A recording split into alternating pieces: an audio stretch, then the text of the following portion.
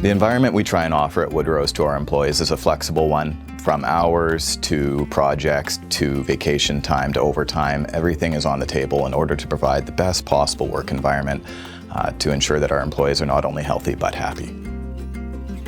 We value our employees. We feel like we're family. We offer competitive wages, benefits. We value quality. We value safety. I've been with Woodrose since 2014, 6 years. It's just a very good company to work for. A lot of safety benefits here. It just makes me feel safe. That's why I even have my son working here with me, so I don't have to worry about him. I still worry because of my dad, but.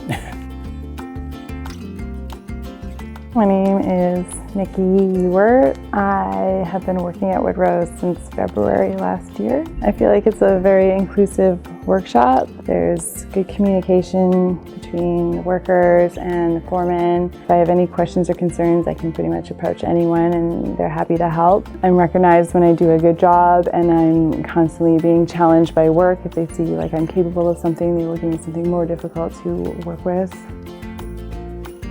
My name is Brendan. I've worked at Woodrose for just over 9 years and I'm a cabinet maker here.